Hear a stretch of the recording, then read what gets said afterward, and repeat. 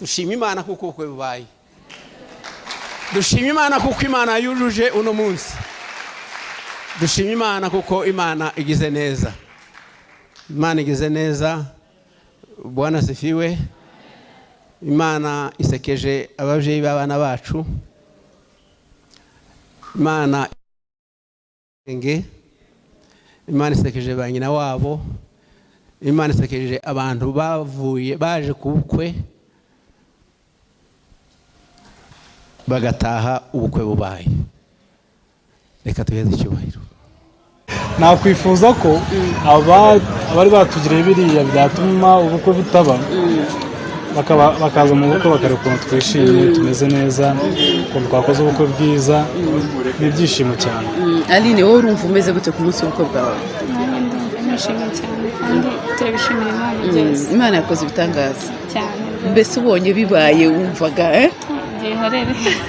So guys, murakoze, turakomeza tubereke uko bwagenze neza, murabona ko basa neza, baraberewe kandi Imana yabikoze. Byari byatubabaje ariko now we are so happy. Turakomeza tubereke na reception ukuri bimeze. Murakoze cyane, tujyane. Ngewe Bisetsa Prince, Wowe uhaye umureba.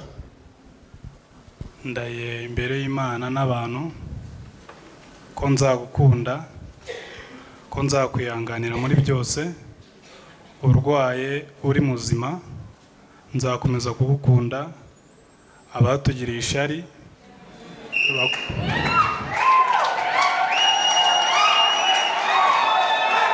abakomeje kutugirira ishari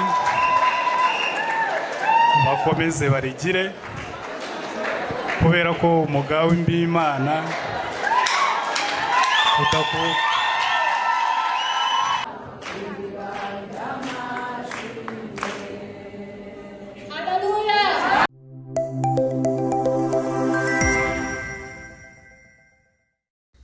Aha, ni MD TV show. Umugeni wacu nguyu arimo aratunganwa, bakoze dote ariko nyuma ubukwe buza gusibira. Ese ushobora kwibaza ati kuki ubundi ubu bukwe bwasibiye? Turaza kubyumva neza muri interview ya Bisetsa ndetse n'umukunzi wiwe. Bakoze dote nziza cyane iryoheye ijisho, abantu bavuye ahantu hatandukanye baje kwitabira ubukwe bwabo. Rero haje kugaragara umuntu aza kuza kubarega kuri polisi nk'uko Bisetsa ari buze kubitubwira. Murabona ko yari dote nziza, yari iryoheye ijisho. Hanyuma ngiye kugenda mbereka buri kimwe cyose, uburyo ubukwe bwagombaga kuba ku itariki 15 bwaje kuba ku itariki 19 z'ukwezi kwa kabiri. Mureke tujyane.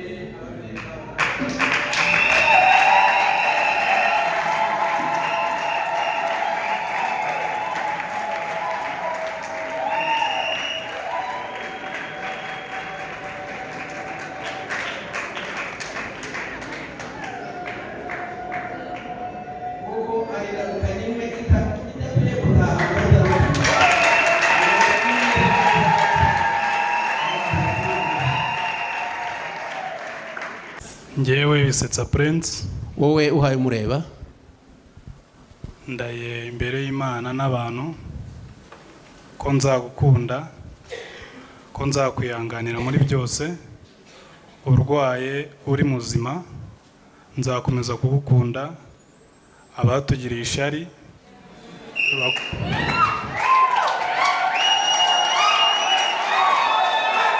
abakomeje kutugirira ishari bakomeze barigire, kubera ko umugawe w'Imana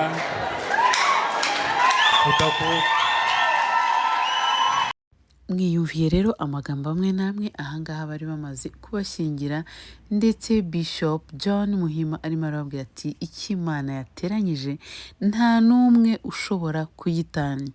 Byari ibyishimo bikomeye muri buno bukwe, nuko baza gufata n'agafoto. Turakomeza turebe buri kimwe uburyo byagenze muri buno bukwe. Hari harimo ibyishimo bidasanzwe.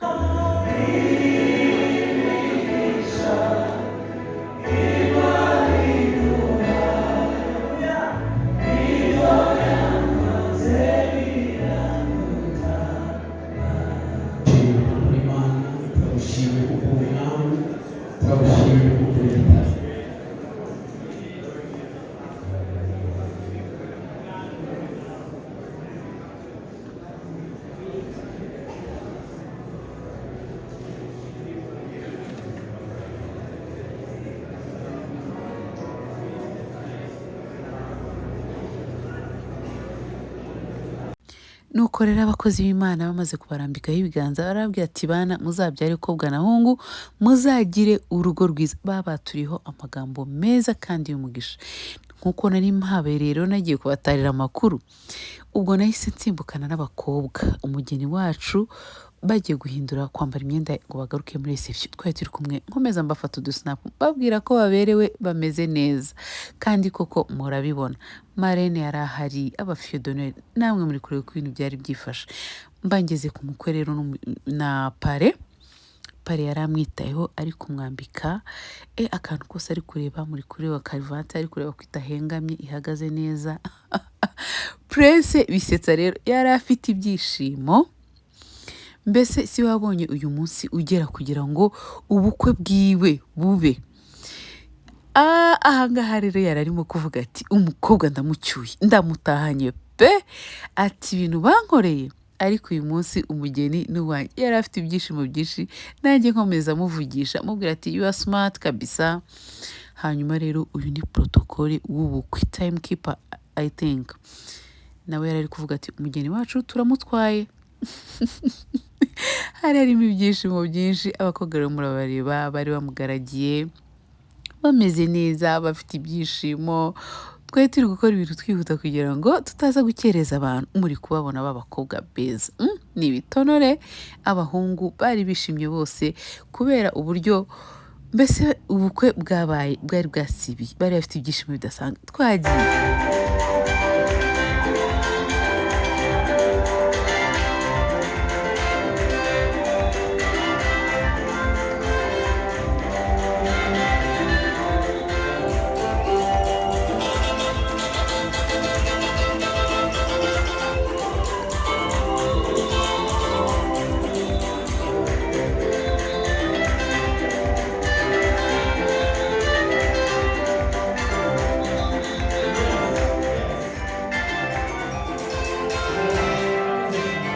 nuko dusanga abantu nyine bari kubyina muri reception byashyushye. Nabo abageni bakimbagira gake gake banezerewe.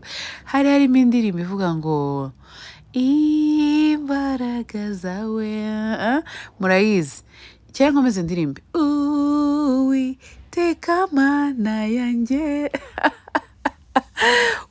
Mbega ubukwe bwiza bwari bunejeje pe, ngo imbaraga zawe zitumye nongera kuvoma ku iriba ry'amashimwe. Murumva nyine bari bafite akantu kari kababaje mbere, ariko ubukwe bwaje kubamo ibyishimo, buza kuba ubukwe bwiza cyane. Hanyuma ngira n'abantu inama cyangwa se tuniganirira, ni ukuri ntituzajya tubona abantu bakoze ibintu byabo ntitukabyivangemo. Ubukwe bw'abantu nta mpamvu yo kubyivangamo. Hanyuma rero hari abamama bari bari guteka, batugaburiye neza cyane. Ese ninde utari wishimye ra? Mama Marceline, byari byiza cyane. Ahangaha rero barinjiye barabasengera babatiraho amagambo y'umugisha. Reka dukomeze twirebe.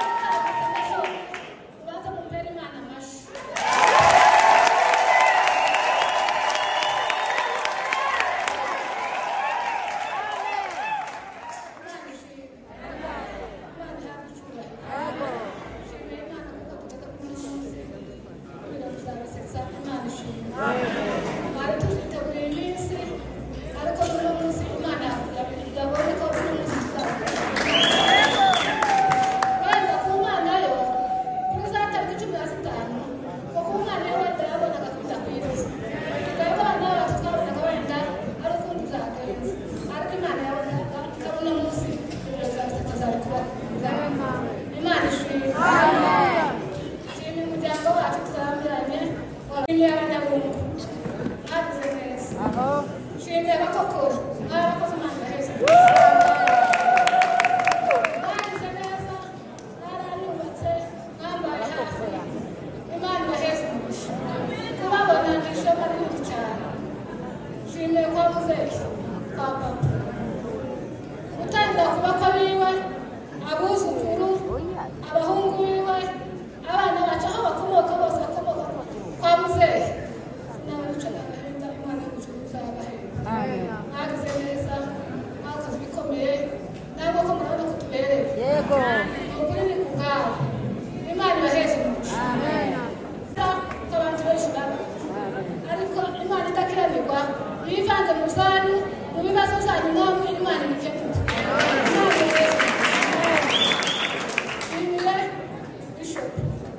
Bishop yarambwije bikomeye yaza mwagogarura morale ngo ubukwe buzaba ngo kandi buzaba butagejeje kuwa gatandatu ni ukuri ndamushimiye Imana imuheze umugisha ubwo ari umwungeri wacu ariko ndamushimiye Imana imwongerere ni ukuri ndashimye nubwo haba hariho ibindi naba nibagiwe guhagarara aha agakomeza n'ubwo ukibabaza ko uzamufata nawe niko uzamufata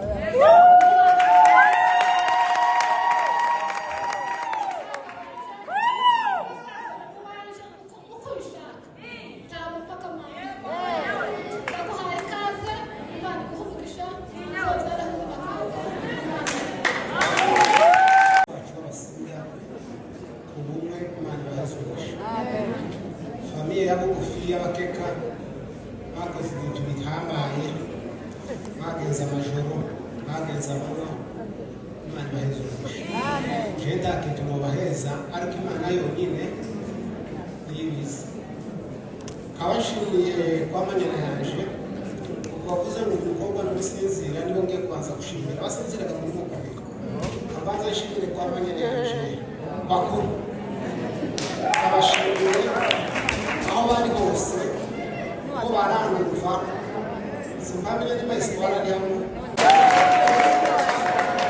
ndabashimiye kuva dutangiye kuvugana n'amanyana yanje nta kintu na kimwe twigeze tunanirana twamenyanye umunsi twumvikana umunsi ibintu zacu byose bigenda neza shimiye kwa data bukwe abasita n'abana beza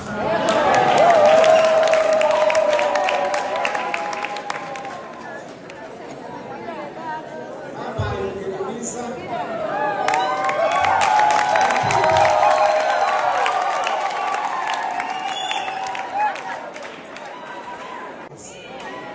afatikanyije n'abasaza n'abashimiye abasita shimiye baramubanje ndahagaze shimiye muzehe data bukwe kabisa ndabashimiye Imana ibaheze umugisha shimiye abana banje ndakubura mwako tungana abana banje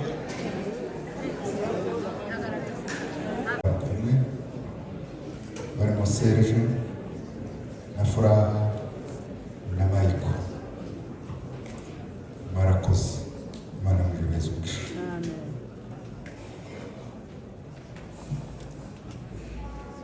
turashimira famiye yacu tuvukamo twabanye nayo bino bintu bitangiye kugeza kuri uyu munsi wenda ko tutangarana ariko kuba barabyitwayemo neza Imana yo mu ijuru ibahe umugisha turashimira abamanyana yacu bino bintu bimaze kumera gutya ntitwacitse intege twese twaraganiriye dushaka uburyo bwose twatunganya bino bintu bigaca mu muco mwiza nk'uko byagenze kuko abaje inama Imana zibasanga tumaze kuganira Imana ibana natwe irabikora Imana ibaheze umugisha abangaba nk'uko mubabona karibu cyane kuri MD TV show watwibwira murakoze cyane amazina nitwa Muri Aline Aline Setsa. murakoze cyane banita Bisetsa Prince. Prince turishimiye rero umunsi w'ubukwe bwanyu bwagombaga kuba kuwa gatandatu ntibwaba ese byari byatewe n'iki just mu ncamake Njye sinabimenya keka gusa byabaye bitunguranye ni ibintu byatugwiriye ntitwamenye uko byagenze ni abantu batugiriye ishyari kujya kuturega muri leta baturega ko umugore wanjye wabo batujuje imyaka bavuga ko yabuze bavuga ko bari kumushingira by force leta ibyinjiramo biba ngombwa ko duhagarika ariko wowe washakanye na Bisetsa neza is not by force tubwira It's not by force. kandi imyaka urayujuje Ndayujuje. okay niki watubwira ku munsi w'ubukwe bwanyu urumva bimeze bite? turishimye cyane gusa nakwifuza ko abari batugiriye biriya byatuma ubukwe butaba bakaza mu bukwe bakareba ukuntu twishimye tumeze neza ukuntu twakoze ubukwe bwiza n'ibyishimo cyane. Aline wowe urumva umeze gute ku munsi w'ubukwe bwawe? Nanjye ndumva nishimye cyane kandi turabishimira Imana byose Imana yakoze ibitangaza cyane. mbese ubonye bibaye wumvaga Byihorere. So guys murakoze turakomeza tubereke uko bwagenze neza murabona ko basa neza baraberewe kandi Imana yabikoze byari byatubabaje ariko now we are so happy.